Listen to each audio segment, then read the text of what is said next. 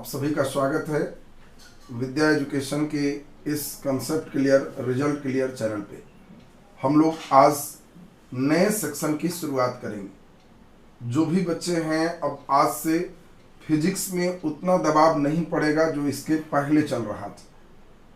मतलब जो लड़के थोड़ा पढ़ने में मैथमेटिकल कैलकुलेशन कमजोर रखते हैं उन लोगों के लिए लाइट और मॉडर्न ज़्यादा सुरक्षित होता है। जो लोग बढ़िया मैथमेटिकल कैलकुलेशन, इंटीग्रेशन, डिफरेंशिएशन इन सभी का प्रयोग कर पाते हैं उनके लिए इलेक्ट्रोस्टैट और करंट ज़्यादा सुरक्षित होता है। तो ये तो अपना अपना हर बच्चे का नेचर होता है, लेकिन हम अभी आपको बता दें सबसे मज़ेदार बात आपके लिए है कि फिजिक्स में 4 सेक्शन पढ़ना है: इलेक्ट्रोस्टैट, इलेक्ट्रिक करंट, ऑप्टिक्स और मॉडर्न। इलेक्ट्रोस्टैट और इलेक्ट्रिक करंट मिला के 35 अंक सिलेबस में है। 34 ही सिलेबस में है, 35 हमने लिखा है। यह भी दोनों मिला के 35 है। यानी नंबर की दृष्टि से अगर डबल क्वेश्चन आता है तो केवल इलेक्ट्रोस्टैट और करंट से ही 70 मार्क्स का आएगा और 70 ही बनाना होता है। इन दोनों को स्टेपनी चक्का में मान सकते हो। अगर कोई सेक्शन इधर टफ लगा, नहीं बन पाया, तो सपोर्ट के लिए आप यहां से बना सकते हो। इसीलिए जो भी स्टूडेंट्स हैं अगर इसमें कोई समस्या हो तो आप नया सेक्शन आज शुरुआत कर रहे हैं ऑप्टिक्स, यहां से पूरे जग जाइए। और जो बच्चे का कैलकुलेशन कमजोर है वो पहली वाली बात भूल जाओ। जहां जहां समझने में दिक्कत हुआ कहो कि सर उधर हम अब बनाएंगे ही नहीं। अभी भी 70 अंक का यहां से पूछा जाएगा, 35 ही बनाना है। आज से भी कोई बच्चा अगर लाइट और मॉडर्न एकदम सीरियस क्लास करना प्रारंभ करे, सीरियस क्लास का मतलब सिर्फ 2 है: क्लास में प्रतिदिन टाइम से एकदम जुड़े, और दूसरा सबसे इंपॉर्टेंट आपके लिए हो गया कि जो क्लास में बताएं उसको डाइजेस्ट करिए, पचा लीजिए। ज्यादा नहीं, बस जो पढ़ा रहे हैं उतना पचा लीजिए, काम आपका कंप्लीट। तब इसका फायदा परीक्षा में समझ में आएगा कि सर जबरदस्त फायदा हमको मिला। तो अब आज के क्लास को हम यहां से प्रारंभ कर रहे हैं। आप सभी लोग की एक सहमति ले लें। जो भी बच्चे क्लास के लिए एकदम तैयार हैं जल्दी से एक बार लाइक बटन दबा दीजिए। एक एक अंगूठा, वो एक सिंबॉलिक हम रखते हैं, सांकेतिक है, जिससे हमें पता चलता है कि आपकी हाजिरी है। आपकी अंगूठा और लाइक से ही आपका अटेंडेंस होता है। और अपने मित्रों तक इसके लिंक को शेयर कर दीजिए। आज का क्लास एकदम हम शुरू कर रहे हैं। तो चलिए अब इसमें हम लोग पूरा का पूरा आज के क्लास पर ध्यान देंगे। आप सभी के पूर्ण अटेंडेंस के साथ, अटेंडेंस सारे बच्चे का बन जाए कि सर हाजिरी बन गया, कि एकदम सही हो गए। तो चलिए देखिए लगातार सभी का अटेंडेंस एकदम बन रहा है। और अब मजेदार सेक्शन आज के क्लास में हम आपका शुरू करें। आज सबसे अब फिजिक्स का 12th में आसान सेक्शन कह सकते हैं, और वह सेक्शन है ऑप्टिक्स। आसान है इसलिए इसको मुस्कुराहट से हम भर देते हैं, और यह सेक्शन है ऑप्टिक्स। ऑप्टिक्स को हम लोग हिंदी में प्रकाशिकी कहते हैं। देखो 10th क्लास में इसी को टीचर लाइट कहते हैं, लेकिन लाइट कोई ऐसा नहीं करके कोई सेक्शन है। Optics is a branch of physics in which we study about light energy. यानी प्रकाशीय ऊर्जा का अध्ययन हम जिसमें करते हैं उसी को हम लोग ऑप्टिक्स कहते हैं। तो अब इसमें ध्यान रखना है कि प्रकाशीय ऊर्जा का अध्ययन हम जिसमें करते हैं उसी को हम ऑप्टिक्स कहते हैं। तो आपको ध्यान रखना है कि optics is a branch of physics. Optics is a branch of physics. Optics is a branch of physics in which we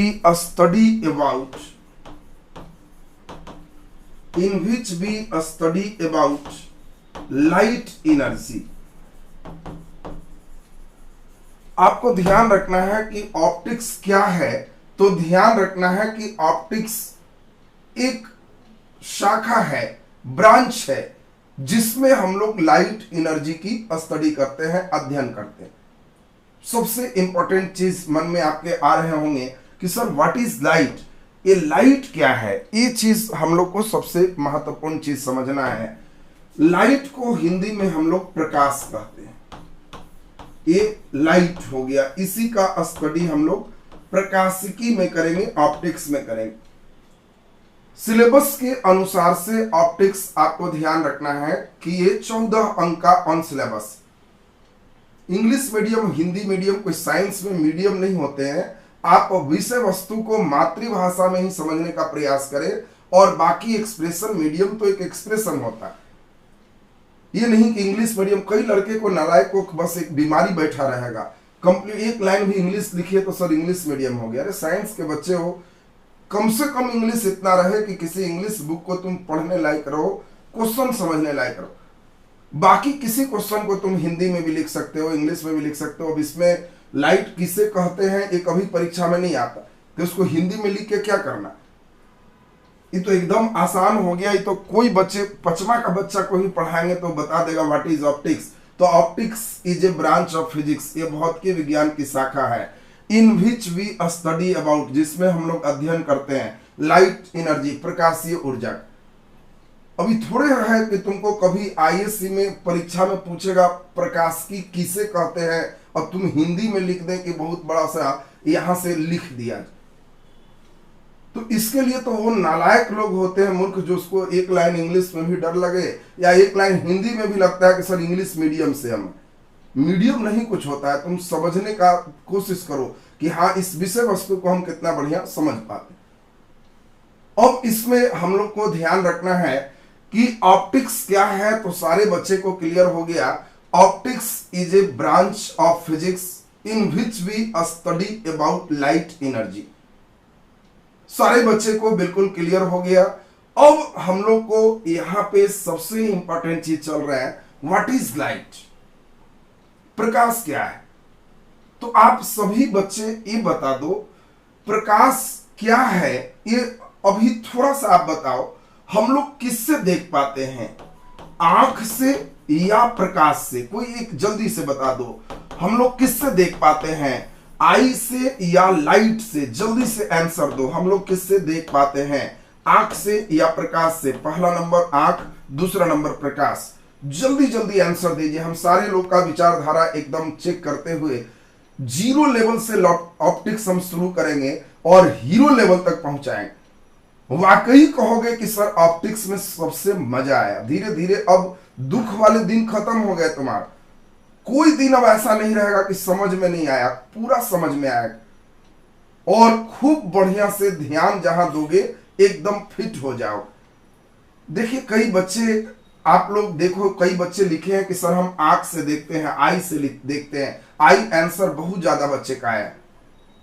जो बच्चे आंख से देखते हो वो बच्चे याद करो, कभी कभी तुम्हारे घर में रात 12 बजे 1 बजे नींद टूटी होगी और लाइन नहीं है, अंधेरा है, तो कई बार ऐसा हुआ होगा कि तुम दरवाजा के जगह दीवार खोल रहे होगे कि अरे मिल नहीं रहा है, पूरा आंख खोले हुए हो और दरवाजा का जो खोलने वाला है वो तुमको मिल ही नहीं रहा है, तो दरवाजा के जगह दीवार खोल रहे हो। क्यों? आंख तो है तुम्हारे पास। फिर जब लाइट जला तो मुस्कुराते हो, अरे अरे अरे वो वहां था, हम तो यहां देख रहे थे। तो इसी कारण से अब समझ गए होंगे कि आंख रहने पर भी हम कई बार नहीं देख पाते हैं। अब जो बच्चे लाइट लिख रहे हो, अब हम देख रहे हैं कई बच्चे लाइट लिख रहे हैं, लाइट, वो लोग ये बताओ तुमको, अगर हम यह पढ़ा दें कि लाइट के कारण हम देखते हैं, तब तो तुम किसी अंधे आदमी के आंख पर वेपर लाइट जला दोगे कि अरे अरे आज ही हम पढ़े हैं, आंख से नहीं लाइट से देखते हैं, लाओ तुम्हारा वेपर लाइट जला देते हैं। तो क्या वो देख पाएगा? नहीं देख पाएगा। अब बिल्कुल सही आप बता रहे हो, बिल्कुल सही बता रहे हो। अब कि सर दोनों से देखते हैं। बिल्कुल सही जवाब है। जब तक दोनों नहीं होगा हम किसी चीज को सेंस नहीं ले पाएंगे। विजन का जो विजन का सेंस है वो हमारे आई को लाइट ही क्रिएट करता है। और इसीलिए अब जो बच्चे बोथ दोनों दोनों लिख रहे हो बिल्कुल सही आंसर अब आपका चल। यानी सभी लोग को एक बात समझनी, किसी भी बल्ब को जलने के लिए उसमें फिलामेंट भी होना चाहिए और लाइन भी होना चाहिए।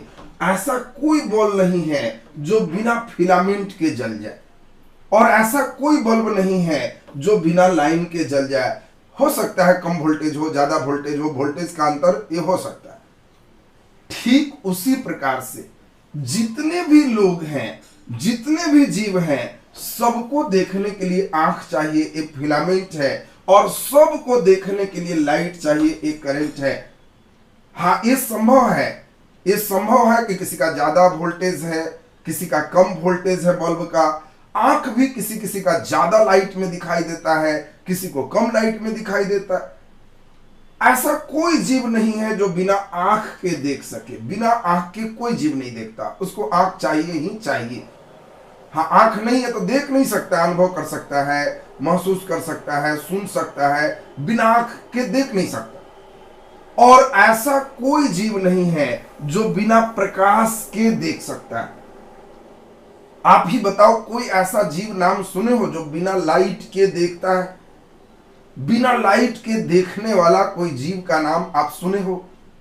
जल्दी से आंसर दे दो। यस, देखो कई बच्चे लिखने लगा कि यस सर सुने हैं। उल्लू उल्लू उल्लू, अरे वाह, उल्लू को आप लोग सुने हैं। उल्लू बिना लाइट ही दिखता है। वेरी गुड, बहुत सुंदर। आपको फिर आपको मजे की बात बता दी, उल्लू भी है तो उसको भी देखने के लिए लाइट चाहिए। बिल्कुल अंधेरा हो जाएगा तो उल्लू को भी दिखाई नहीं देगा।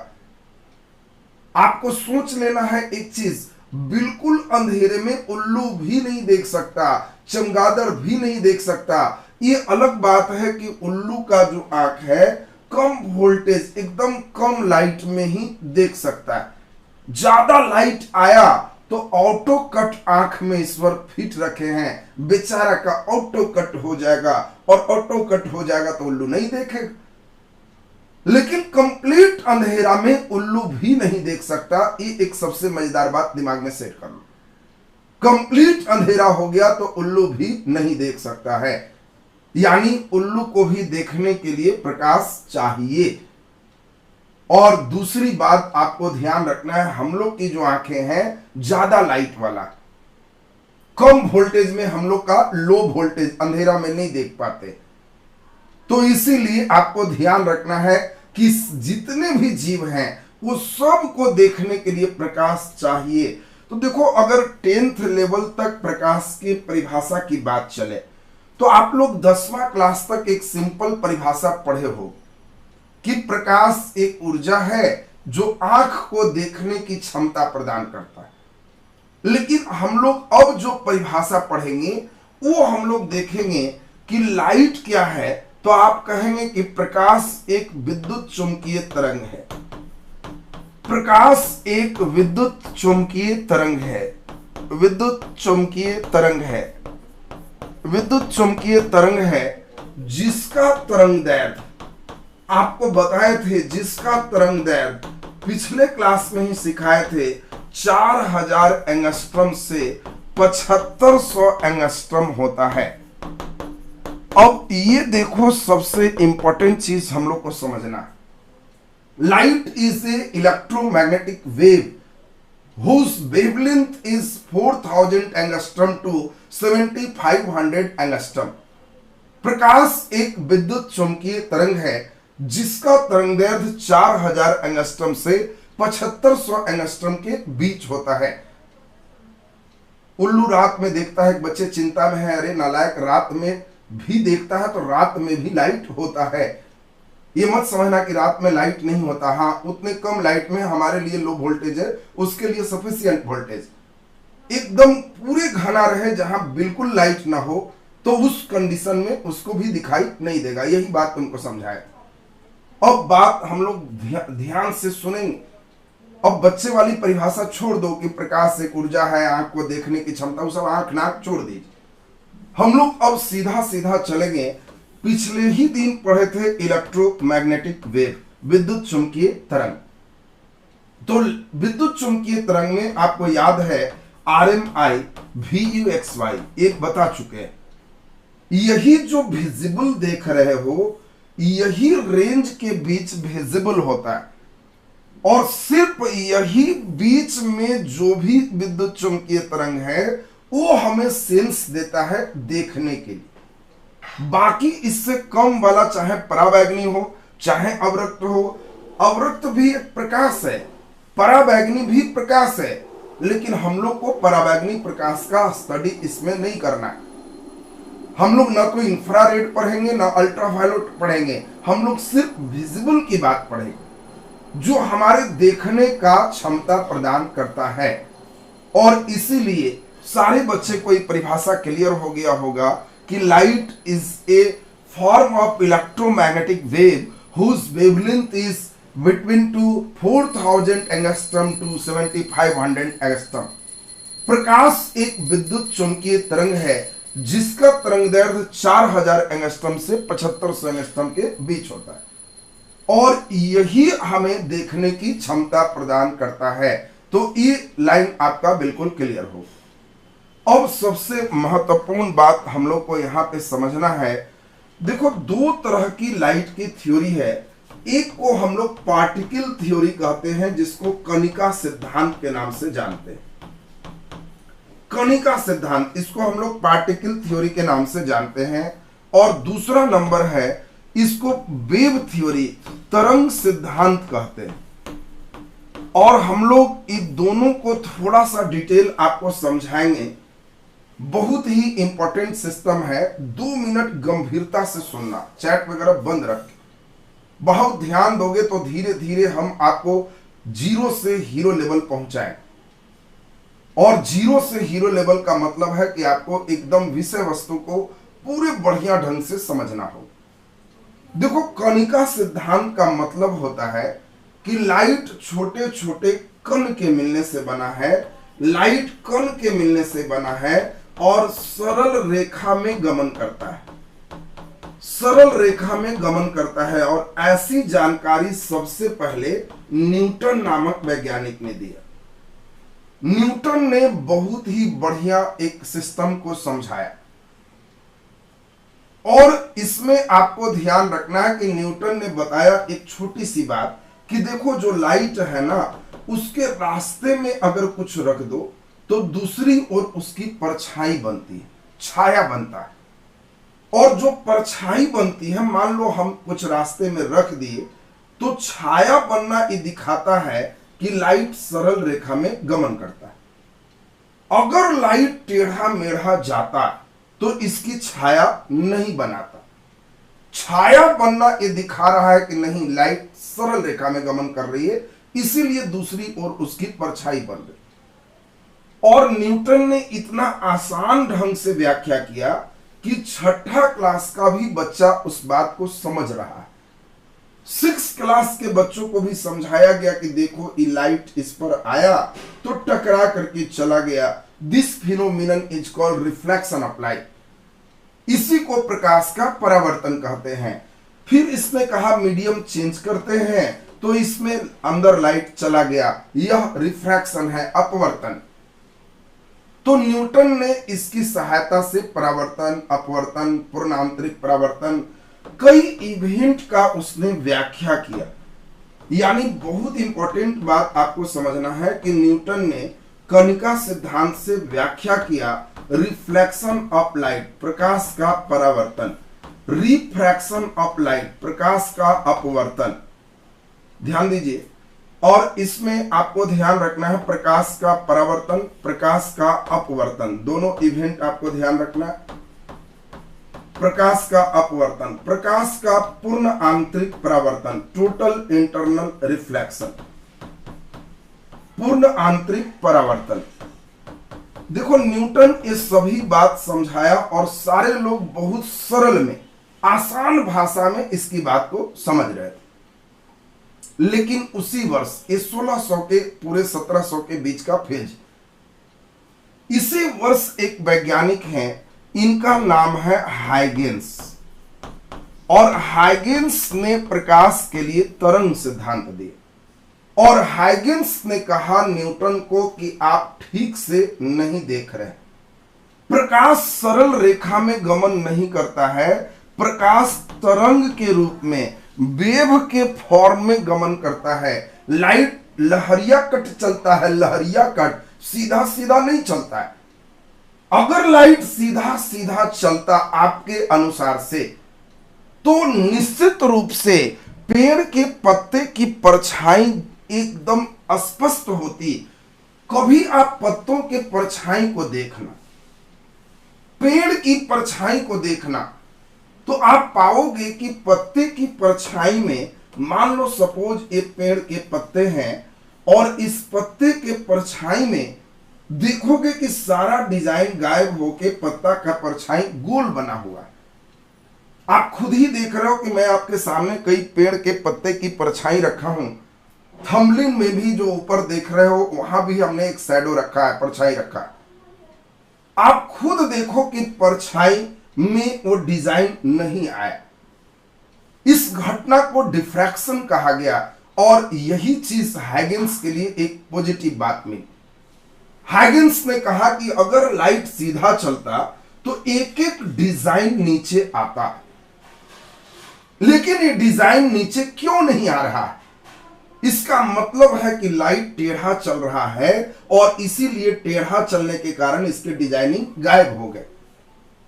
अगर आपको एक तलवार दिखाया जाए, तो तलवार के, मान लो तलवार छोड़ दो, नहीं देखा होगा, चाकू सब लोग देखा हो। तुम्हें हम रात में सिर्फ सिर उधर कर दें और चाकू की परछाई दिखा के पूछे कौन सा चाकू पजा हुआ है और कौन सा चाकू एकदम भोथर है, नहीं पजा हुआ है, पुराना है, परछाई देख के बताना है, तो आप कहोगे कि सर परछाई देख के कैसे बताएंगे कौन सा चाकू नया है और कौन सा चाकू पुराना है? तो बड़ा टफ काम हो जाए। ये घटना है, आप देखोगे चाकू के जो धार है, लाइट वहां मुड़ रहा है, इसीलिए परछाई में धार क्लियर नहीं।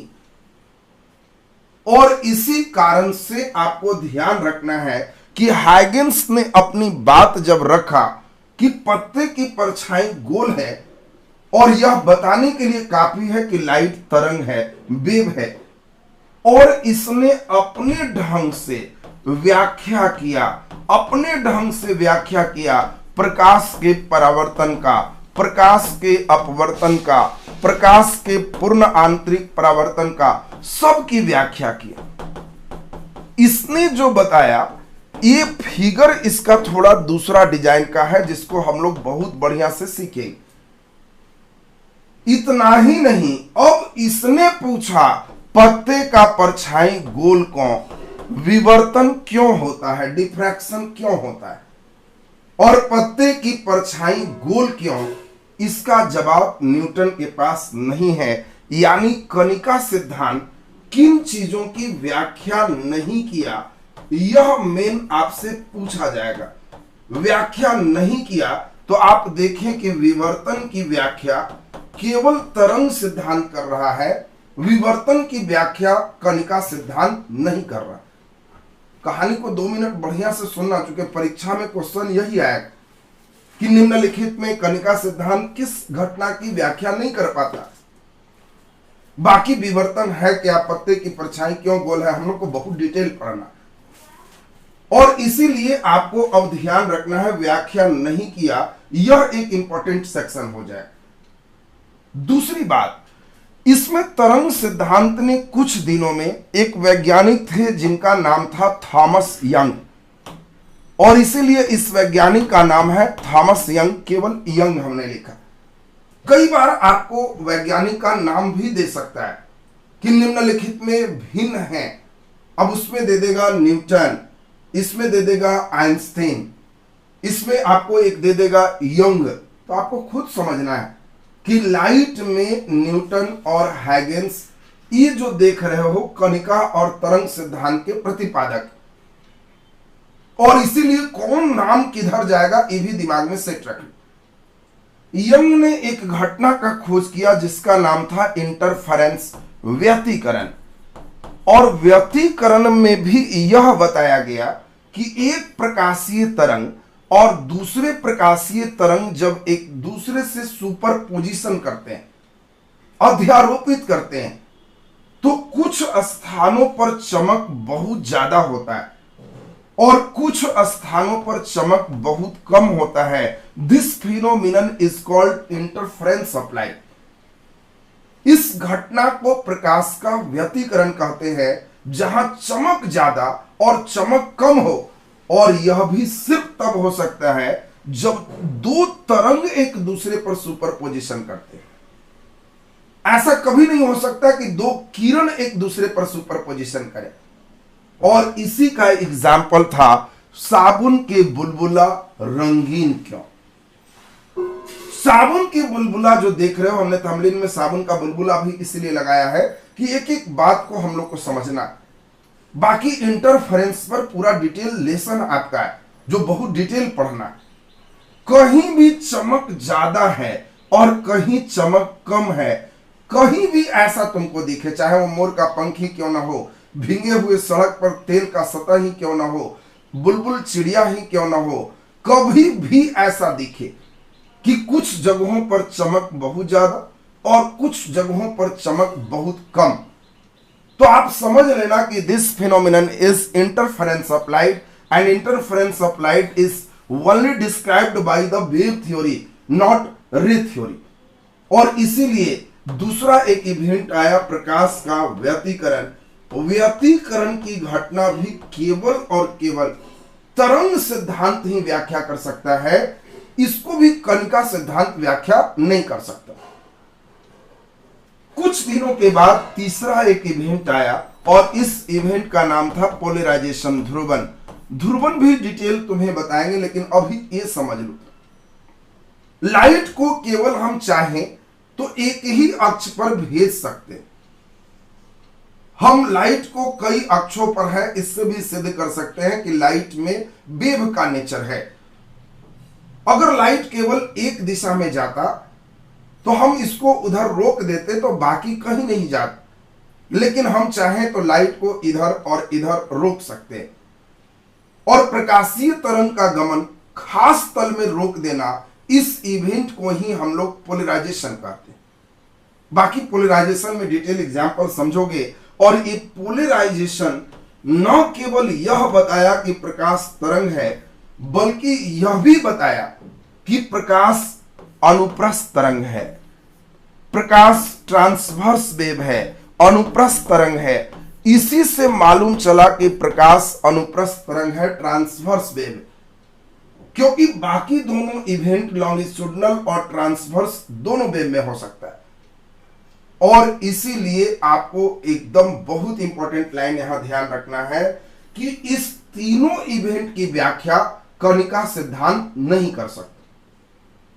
इसकी व्याख्या सिर्फ और सिर्फ तरंग सिद्धांत कर सकता है। और आप खुद समझ गए होंगे, कणिका के पास जितने भी व्याख्या वाले चीज थे, वो सभी की व्याख्या तरंग वाले कर पा रहे थे, लेकिन इनके पास जो इवेंट थे उसकी व्याख्या ये नहीं कर पा रहे थे। और इसीलिए 1900 ईस्वी में यह लगभग ये लगने लगा कि लाइट क्या है, एक वेव है, तरंग है।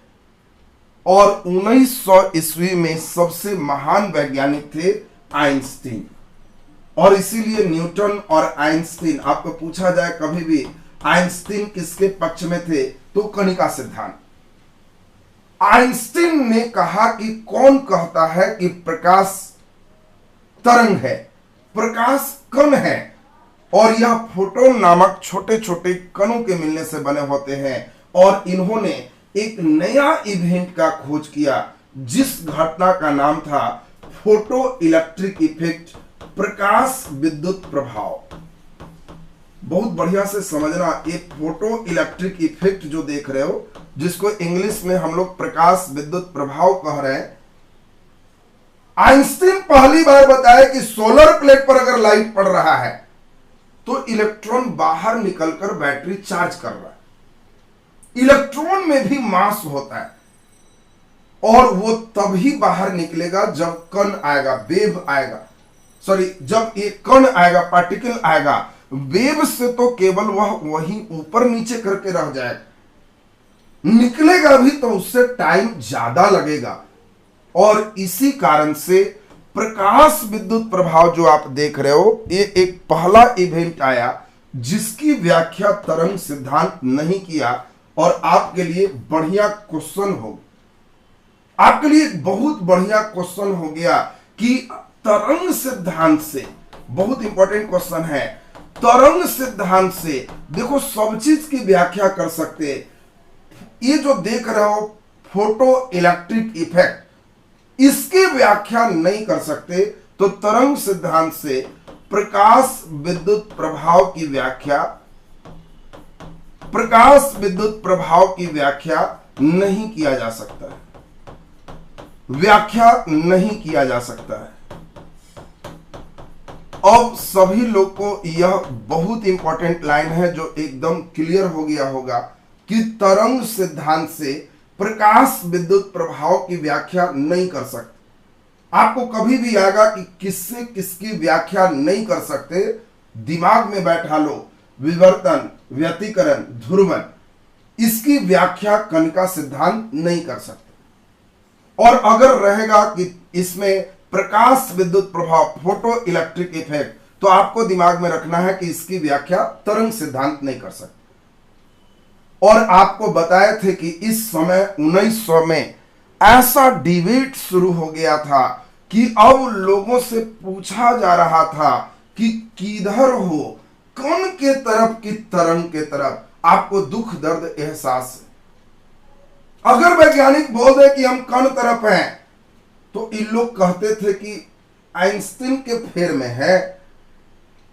आइंस्टीन से पूछो तो साबुन का बुलबुला रंगीन क्यों, पत्ता का परछाई गोल क्यों? अगर वो आंसर दे दे तो हम लोग भी इधर ही आ जाएंगे। देखो आइंस्टीन के पास इस चीज का आंसर नहीं था कि पत्ते के परछाई गोल क्यों और साबुन के बुलबुला रंगीन क्यों। उल्टा आइंस्टीन कहे कि वो सब छोड़ो, प्रकाश विद्युत प्रभाव क्यों, ये बताओ। इसका आंसर इसके पास नहीं। अब तो एकदम बड़ा द्वंद्व है। द्वंद्व है का मतलब है कि अब बड़ा दुविधा में लोग हैं, किधर रहें। ये तो खुशकिस्मत हो कि तुम लोग का जन्म 2000 के बाद वाले हो। अगर 1905, 10, 15 ईस्वी वाले लोग रहते तो उस समय बच्चे को यही समझ में नहीं आ रहा था कि लाइट कण है कि तरंग। बच्चे छोड़ दो, मास्टर साहब लोग भी बेचारे उलझे हुए हैं कि बच्चा को क्या पढ़ाएं। ये मास्टर साहब नहीं, वैज्ञानिकों को समझ में नहीं आ रहा।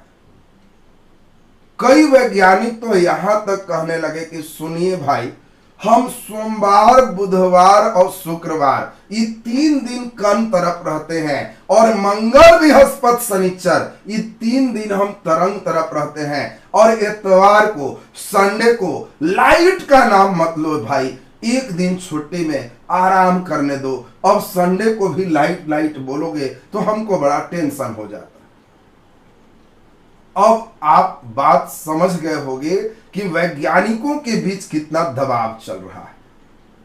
वैज्ञानिक को ही पता नहीं चल रहा है कि किधर रहे, लाइट एक्चुअल में क्या है। क्योंकि कुछ ऐसे इवेंट हैं जिसकी व्याख्या सिर्फ कण का सिद्धांत कर रहा है और कुछ ऐसे इवेंट हैं जिसकी व्याख्या सिर्फ तरंग सिद्धांत कर रहा है। ये तो बड़ा मुश्किल चीज है भाई। रियल में लाइट किधर है, ये तो बड़ा मुश्किल काम। लेकिन हम लोग मॉडर्न में एक लेसन पढ़ेंगे, ड्यूअल नेचर। बड़ा जबरदस्त सिद्धांत आया और आप लोगों को राहत दे दिया। एक सिद्धांत आया ड्यूअल नेचर, द्वैत प्रकृति। द्वैत का मतलब होता है कि यह कण और तरंग दोनों तरह के नेचर का है, कण और तरंग दोनों प्रकृति का है। ये देखो, इसको हम लोग ड्यूअल नेचर कहते हैं। एक वैज्ञानिक आए, आपको नाम बड़ा जान के आश्चर्य होगा, इनका नाम था डी ब्रॉगली। और डी ब्रॉगली का जब कारनामा पढ़ाएंगे तो आप बड़ा मुस्कुराओगे कि वाह डी ब्रॉगली, तुम तो मेरा टेंशन कम कर दी। जो आइंस्टीन एकदम भिड़े हुए थे कि हम मान ही नहीं सकते कि लाइट तरंग है, लाइट कण है, और डी ब्रॉगली ने उन्हीं आइंस्टीन के फार्मूला से वेवलेंथ का फार्मूला निकाल दिया और कण के सिद्धांत से चल के डी ब्रॉगली तरंग दैर्घ्य का फार्मूला निकाल दिया, और तरंग दैर्घ्य तरंगों में होता है। और इसी कारण से अब एक नया सेक्शन मोड़ ले लिया कि वाह, लाइट में दोनों गुण होता है, कहीं कहीं इसका बिहेवियर एज ए पार्टिकल है और कहीं कहीं इसका बिहेवियर एज ए वेव है।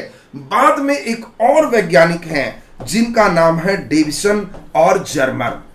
हम लोग डुअल नेचर में पूरा डिटेल इनके बारे में देखेंगे, तो आपको बहुत इंपॉर्टेंट क्वेश्चन आएगा कि बताओ डेविसन और जर्मर किस सिद्धांत के मानने वाले थे। अच्छा प्रश्न है, तो आपको ध्यान रखना है कि सर एकदम समझ गए, डेविसन और जर्मर और डी ब्रॉगली ये द्वैत प्रकृति के मानने वाले हैं। द्वैत का मतलब होता है कि लाइट में दोनों तरह का नेचर है, वेव भी और रे। और आज के आधुनिक संकल्पना में, मॉडर्न थ्योरी में, हमें लाइट को दोनों तरह के नेचर का मानना होता है। और इसीलिए आईएससी के सिलेबस में स्पष्ट रूप से दोनों चीज पे आपका सिलेबस है। देखो 10th क्लास में बच्चों को केवल रे पढ़ना होता है, लेकिन आईएससी में जैसे ही बच्चे आते हैं तो उनको रे भी होता है, वेव भी होता है। कंपटीशन के बच्चों को भी बोथ मान के चलना है, तो उनको भी रे की जानकारी चाहिए और वेव की जानकारी चाहिए। यदि कोई बच्चा ग्रेजुएशन में फिजिक्स ऑनर्स लेता है कि सर हम फिजिक्स से ऑनर्स करेंगे, तो उन बच्चों को वहां रे नहीं पढ़ना होता है, चूंकि वेव एज ए रिसर्च का मेन सब्जेक्ट है। तो ग्रेजुएशन और आगे एमएससी में only wave nature of light पढ़ना होता है। यानी जो बच्चे बीए में अगर फिजिक्स लोगे तो उसका फिजिक्स में लाइट का सिलेबस ही हो जाएगा सीधा सीधा केवल वेव ऑप्टिक्स, वहां रे नहीं पढ़ना। तो अब हम लोग को यह लाइन भी बिल्कुल क्लियर हो गया, यहां तक की बात बिल्कुल आप समझ गए। अब आपसे क्वेश्चन क्या पूछा जा सकता है, 3 ऑब्जेक्टिव में आप एकदम आंसर दे दोगे। प्रकाश के अंदर गुण होते हैं, या सीधा सीधा क्वेश्चन है प्रकाश क्या है। अब आपसे चॉइस ए दे रहा है कण है, चॉइस बी दे रहा है तरंग है, सी दे रहा है दोनों है, डी दे रहा है इनमें से कोई नहीं है। अब आपके अभी पेज में एक क्वेश्चन दे रहा है कि लाइट क्या है। एकदम जल्दी जल्दी आप सभी लोग को एकदम आंसर देना है, एकदम सभी बच्चे को एकदम आंसर क्लियर होना चाहिए। एकदम बहुत ही बढ़िया एकदम आंसर आप सभी का आ रहा। इंडियन साइंटिस्ट एक बच्चे खोज रहे हैं। इस समय इंडियन साइंटिस्ट जो है 1600 से लेके 1900 तक भारतीय वैज्ञानिक ग्रंथों को पढ़ रहे थे, धर्म के फेर में लगे हुए थे। इनके हर विषय रामायण में थे, महाभारत में थे, कुरान में थे। इसीलिए न इंडियन वैज्ञानिक है ना इधर तुम्हारा कहीं कोई और वैज्ञानिक चलेंगे। इस समय धर्मों का प्रभाव है इंडिया। इस समय कुछ भी होता था, अगर पूछा जाता था कि यहाँ पानी पड़ रहा है, बताओ 20 किलोमीटर बाद शहर में क्यों नहीं, तो कोई साइंस यहाँ के वैज्ञानिक नहीं बोलते। यहाँ के टीचर यही आंसर सिखाते थे, बेटे इतना सिंपल क्वेश्चन पूछा है, यह है प्रभु की माया, कहीं धूप कहीं छाया। आंसर इसके लिए बादल और दिमाग लगाने की जरूरत नहीं है। टीचर सीधे बच्चों को कहते थे कि बस यह प्रभु की माया, कहीं धूप कहीं छाया, आंसर तैयार। तो जो लोग प्रभु की माया वाले लोग हैं, वो लोग क्या रे और क्या वेव, जो लग रहा है सब माया है ईश्वर का, बस वो माया समझ के एक्सेप्ट कर। इसीलिए इधर के वैज्ञानिकों का नाम नहीं। पुनर्जागरण का फेज जब 1900 के बाद होगा, तब यहाँ पे कुछ अनुसंधान, खोज, स्कैटरिंग कई घटना आपको देखने को मिले। चलिए, तो अब बहुत ही सुंदर देखिए, सभी बच्चे का बिल्कुल सही जवाब यहाँ पर देख पा रहे हैं। लाइट क्या है, कण और तरंग दोनों, बिल्कुल सही जवाब। चलो जल्दी अगला नंबर एक क्वेश्चन पूछ लें, जल्दी से आंसर करना। तरंग सिद्धांत, तरंग सिद्धांत से किसकी व्याख्या नहीं की जा सकती? नहीं की जा सकती। ऐसे ही क्वेश्चन आएगा ऑब्जेक्टिव में, इसीलिए तुमको कहानी सुनाए थे। हम कहानी इसीलिए सुनाते हैं ताकि एकदम बढ़िया से दिमाग में बैठ जाए। फर्स्ट डिफ्रैक्शन, सेकंड आपको है इंटरफेरेंस, व्यतिकरण, इंटरफेरेंस। सी में है फोटो इलेक्ट्रिक इफेक्ट, प्रकाश विद्युत प्रभाव, प्रकाश विद्युत प्रभाव। और डी इनमें से कोई नहीं, इनमें से कोई नहीं। जल्दी से आंसर दे दीजिए। मुझे मालूम है सारे बच्चे का बिल्कुल सही आंसर होगा, कारण आप लोगों ने क्लास को बहुत बढ़िया से सीखा है और यही जरूरत है। हम पहले भी तुमको सुना चुके हैं, दुख भरे दिन गयो सुख वाले दिन आयो। किसी दिन भारी नहीं लगेगा, केवल तुम मेरे साथ रेगुलर रहो, ये सोच के रहो कि मुझे टॉप करना है। इस लाइट जिनका सही है, स्टेपनी चक्का भी नया चक्का जैसा मैं कर दूंगा, तुम्हें कोई दिक्कत तकलीफ नहीं हो। चलिए, बहुत ही सुंदर, बिल्कुल सही जवाब सभी बच्चे का आ रहा है। तरंग सिद्धांत से किसकी व्याख्या नहीं कर सकते? प्रकाश विद्युत प्रभाव, इसकी व्याख्या केवल और केवल कौन सिद्धांत कर सकता? तरंग सिद्धांत नहीं। बिल्कुल सही जवाब, बिल्कुल सही जवाब है। चलिए अगले नंबर प्रश्न की बारी चल रहा है। एकदम बढ़िया क्वेश्चन दे रहे हैं, एक एक बच्चे सही बनाना। और सबसे मजेदार बात है, डेली के क्लास से हम जो स्टेप तुमको लेके चल रहे, मेरे साथ केवल रहो। दो तरह के लोग हैं, एक कस्टमर लोग हैं, वो केवल अपना दिमाग लगाते रहेगा, ये कब से होगा, ऑफलाइन कब से होगा। वो कस्टमर लोग का जिंदगी में कुछ नहीं होगा। दूसरा विद्यार्थी शिष्य लोग हैं, वो बस सारी स्थितियों को समझ रहे हैं और बस जैसे मैं कह रहा हूं सुर में ताल मिला के चल रहे हैं। वे विद्यार्थी लोग टॉपर है। कस्टमर लोग के लिए तो बस एक समझो दुकान है, पैसा दिए हैं सर, सब के मांगनी पड़ा, बैठ के डेली अपन वही खाता बेचारा संभाले में लगन, वही खाता संभाल रहा। अरे नालायक, तुम देख कि दिए भी पैसा तो बस पढ़ रहे हो ना, कंटिन्यू रखो। बाकी खुद ब खुद तुम्हारे लिए कुछ नया सिस्टम होगा, बस तुम अपना सिस्टम में पैसा मत सोचो। तुम सोचो कि बस हम एक शिक्षक के पास है और हमें सीखना है। ज्ञान लेने आए हो, ज्ञान, सामान लेने नहीं आए हो। ज्ञान और सामान में अंतर है। सामान वाला में है कि हमारा ये चीज, तुमको हम जो चीज दे रहे हैं उसका न वजन है, न भार है, न छीन सकता है, जहां जाओगे साथ जाएगा। तो इसके लिए तुम्हारे अंदर एक श्रद्धा भाव होनी चाहिए, ऑटोमेटिक सीखो। वो चीज कई बच्चों में रहता है, तो मुझे लगता है कि बिल्कुल वो बच्चा सीख जाएगा। जो कस्टमर कंज्यूमर है कि दुकान में हमारे पास आया हुआ है, इतना पैसा दिए थे जे, तब पैसा दिया था जे, तो कस्टमर लोग का कुछ नहीं होगा। एक आगे आओ मास्टर खोज, जहां पैसा दे, फिर तीसरा खोज, बस पैसे पैसे में तुम रह जाए, कुछ नहीं होगा तुम्हारा। इसीलिए कोशिश एकदम ध्यान दो कि हम एकदम व्यवस्थित रहे। दूसरी सबसे इंपॉर्टेंट बात, आज शाम में, अब देखो शाम में आज 4 बजे से हमारे टेलीग्राम चैनल पे आपका क्विज होगा। आज जितना पढ़ा रहे हैं सिर्फ उतना ही से, सभी बच्चे एकदम अपने से उसको बनाना। जहां बनाओगे सारे ऑब्जेक्टिव सही होगा तो ऑब्जेक्टिव पर तुम्हारा राज हो जाएगा कि सर ऑब्जेक्टिव तो मेरा ऐसा कर दिए कि कहना ही नहीं है, जबरदस्त हो गया। तो आज शाम में 4 बजे टेलीग्राम विद्या एजुकेशन ग्रुप, उससे जुड़ जाओगे, ऑटोमेटिक हो जाएगा। देखिए कि एलएस से देखे कि 40 रुपया का उन्होंने डोनेट भी किया सुपर चैट से, चलिए शुक्रिया, धन्यवाद आपको। तो इसमें आपको ध्यान रखना है, शाम 4 बजे आपका जो इंपॉर्टेंट क्लास है वो क्विज हो, और उस क्विज में आप सभी लोग को ध्यान रखना है कि रोबोटिक क्विज है।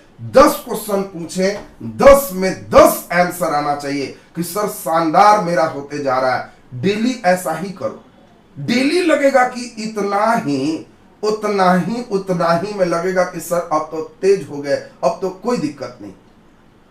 बीपीएससी वाले बच्चे पूछ रहे हैं, तो बीपीएससी के लिए आपको प्रतिदिन, जो बच्चे इसमें भी भविष्य में कंपटीशन की तैयारी करना चाहता है, 11 बजे से आज से ही यूट्यूब पर क्लास शुरू होने जा रहा है मैथ का। बीपीएससी में 10 क्वेश्चन मैथ से आता है। मैथ क्लास मैं खुद लूंगा। जिन बच्चों के अंदर मैथ वाला सॉफ्टवेयर कम पकड़ता है, तो वो बच्चे घबराना नहीं, वो मैथ वाले सॉफ्टवेयर को ठीक ठाक करेंगे और मैथ क्लास भी उसका लगातार चलेगा, डेली क्लास हो। प्रतिदिन होगा और उसमें भी एंजॉय खूब बढ़िया करेंगे। वो जो बच्चे आईएएस पास हुए उनको भी जानकारी दे देंगे, 11 बजे से आज ही वो वहां पर भी जुड़ सकते। तो ये चीज हो गया। एक दो बच्चे लिख रहे हैं सर बायोलॉजी शुरू कीजिए। नालायक, बायोलॉजी डेली चल रहा है, शुरू क्या करना। तुम विद्या एजुकेशन बायोलॉजी सर्च करो, मिल जाएगा, वहां प्रतिदिन क्लास चल रहा है। चूंकि एक ही चैनल पर लोड ना हो इसके लिए अलग अलग सिस्टम में बांटा हुआ है। डेली सभी क्लास अपने रूटीन से हर विषय आपके चल रहे। तो चलिए अब हम लोग जल्दी से अगला क्वेश्चन देखते हैं। देखें इसमें कितने बच्चे सही करते हैं, जल्दी से सही करना। कनिका सिद्धांत, कनिका सिद्धांत से किसकी व्याख्या होती है? कनिका सिद्धांत से किसकी व्याख्या होती है? किसकी व्याख्या होती है? अब चॉइस ए दे दिए तुमको पोलराइजेशन, ध्रुवन। चॉइस बी दे दिए इंटरफेरेंस, व्यतिकरण। चॉइस सी में आपको दे दिए विवर्तन, डिफ्रैक्शन। और चॉइस डी में आपको दे दिए इसमें एक घटना जिसका नाम है इसमें प्रकाश विद्युत प्रभाव। प्रकाश विद्युत प्रभाव एकदम आसान क्वेश्चन दिए हैं। एक एक बच्चे का सही आंसर होना चाहिए, एक एक बच्चे का सही आंसर होना चाहिए कि सर मेरा एकदम सही हो गया। वेरी गुड, चलिए बहुत ही बढ़िया। देखिए एक एक बच्चे का एकदम सही आंसर है, बहुत ही सुंदर। देखिए एकदम सही आंसर आपका चल रहा है, बहुत सुंदर।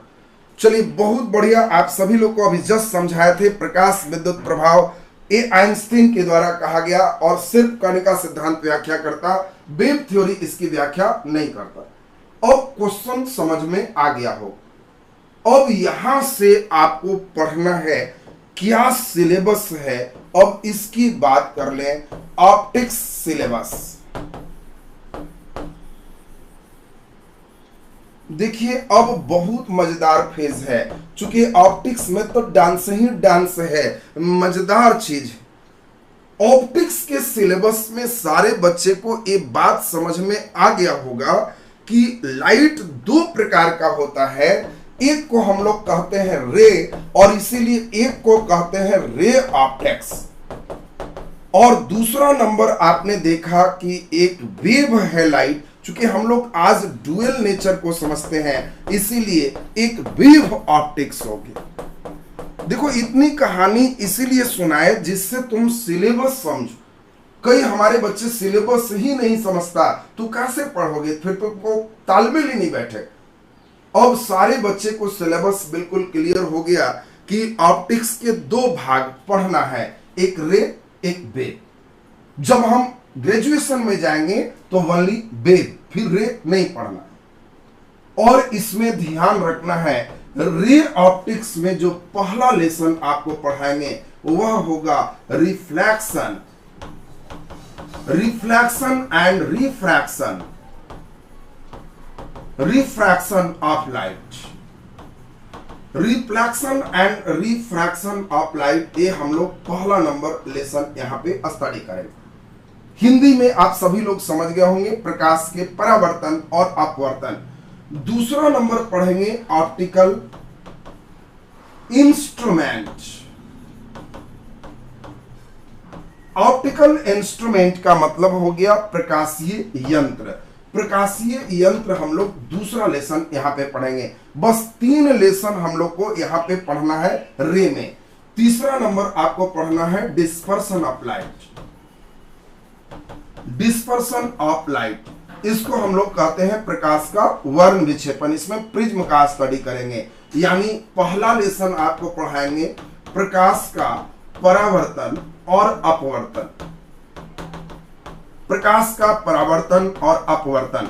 जब यह लेसन खत्म हो जाएगा तब आपको पढ़ाएंगे प्रकाशीय यंत्र, ऑप्टिकल इंस्ट्रूमेंट। इसके बाद आपको पढ़ाएंगे प्रकाश का वर्ण विक्षेपन, डिस्पर्सन ऑफ लाइट, प्रकाश का वर्ण विक्षेपन। देखो ये 3 लेसन जैसे ही चलेगा तो आपको ध्यान रखना कि तीनों लेसन तक हम मान के चलेंगे कि लाइट रे है। रे का मतलब सरल रेखा में गमन करता है और इसीलिए हम लोग इस तीनों लेसन में लाइट को एकदम सीधा चलाएंगे। परंतु जैसे ही हम वेव ऑप्टिक्स में आ जाएंगे तो अब यहां से लाइट को हम लहरिया कट चलाने लगेंगे, ये तरंग फॉर्म में लाइट चलने लगेगा। और वेव ऑप्टिक्स में 2 लेसन आपको पढ़ना है। एक लेसन आपको ध्यान रखना है Huygens wave theory. Huygens wave theory, Huygens wave theory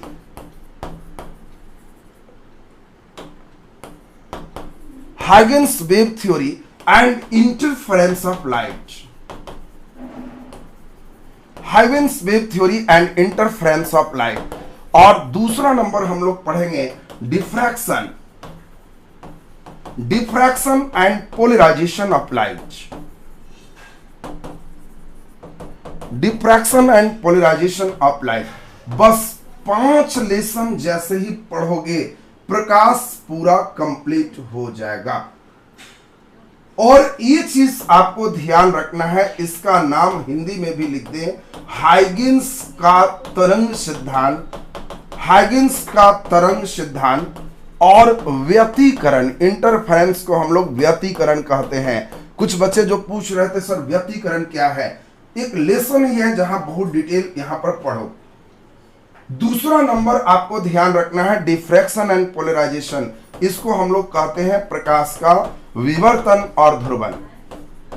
प्रकाश का विवर्तन और ध्रुवन, बस देख लो अब ध्यान से। आज हमने सिर्फ और सिर्फ कोशिश किया कि सारे बच्चे को हम सिलेबस बहुत बढ़िया से समझा दें। आज सभी बच्चे को यह समझ में आ गया कि लाइट में क्यों रे ऑप्टिक्स है, क्यों वेव ऑप्टिक्स है।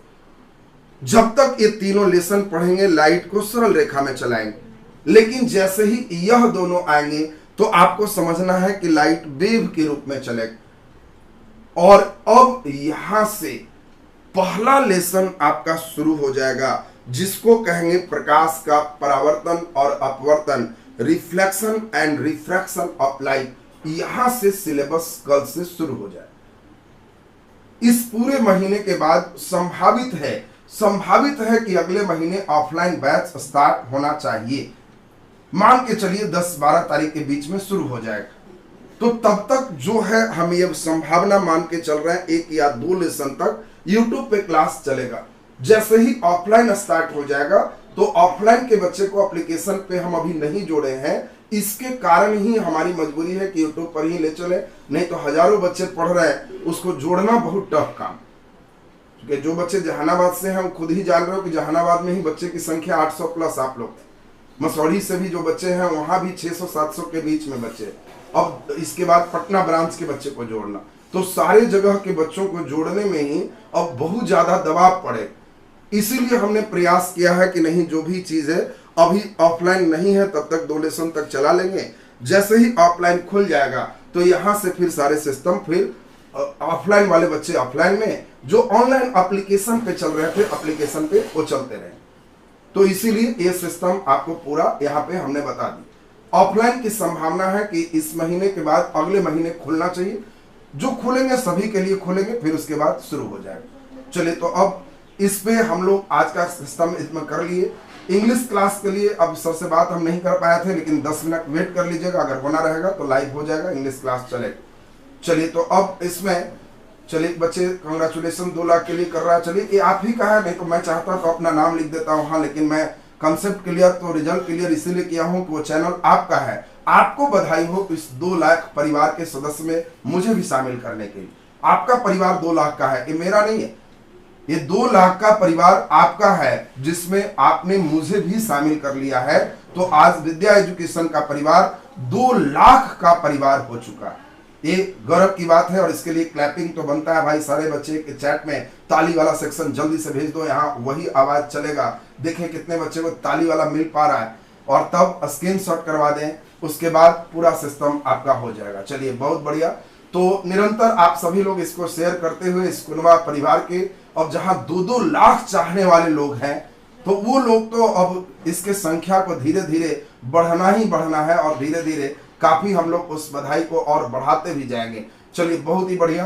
तो चलिए स्क्रीनशॉट आपका करवा दें, जिससे आपके ये दुख भी खत्म कि सर सारी बात क्लियर हो गया। चलिए, बहुत ही बढ़िया, एकदम 0 से ही चल देते हैं।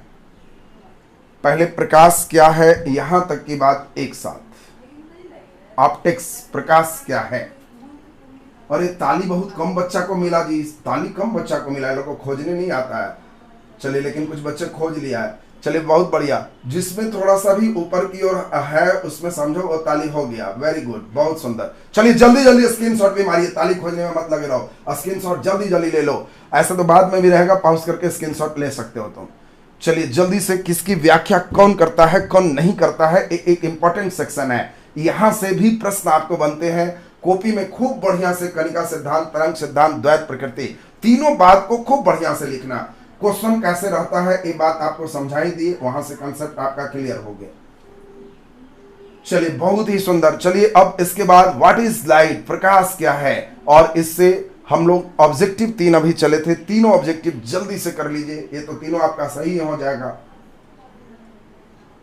चलिए इसके बाद हम लोग मेन चलते हैं सिलेबस।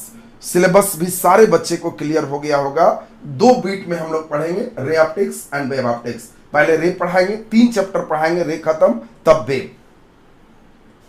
मेन भार वेव में ही पड़ेगा। वेव सभी टीचर से पल्ले नहीं होता है, बहुत ध्यान दोगे, अच्छे योग्य शिक्षक मिलेंगे तभी वेव वाली बात क्लियर होगी। तो चलिए आप सभी लोग का यहां तक सिस्टम एकदम बिल्कुल क्लियर हो गया। बहुत बहुत आभार और धन्यवाद। आपका देख पा रहे हैं लाइक और प्यार धीरे धीरे इतना बढ़ते जा रहा है। 1200 तक लाइक तुम लोग पहले ही पहुंचा दे रहा है छोड़ने के पूर्व। बहुत बढ़िया, बहुत ही अच्छी बात है। चलिए तो आप लोग के लिए वीडियो रहेगा भी और बिल्कुल एंजॉय करेंगे। और आप सभी लोग जो आपके मित्र एकदम पढ़ने में कमजोर है, कहीं इधर उधर गलत जगह फंस गया बेचारा, फलाना कोचिंग चिलाना कोचिंग, कई लोग चुके धरती हिला हिला के ठग ठुक के भी एडमिशन करा लेता है। हम धरती हिला दिए, देखो माला पहना दिए, फलाना कर दिए, बाद में बच्चों को लगता है कि जाए तो इसके यहाँ पासों पर आफत हो। तो कोई बात नहीं है, तुम यहां से भी ऑन ट्रैक हो, तुम फिर से कुछ भी और सब कुछ कर सकते हो। एकदम यहां से जुड़ करके एकदम तैयारी के साथ आगे की ओर लक्ष्य पर बढ़ो, हमारा पूरा सहयोग रहेगा। तो चलिए बहुत धन्यवाद आप सभी का।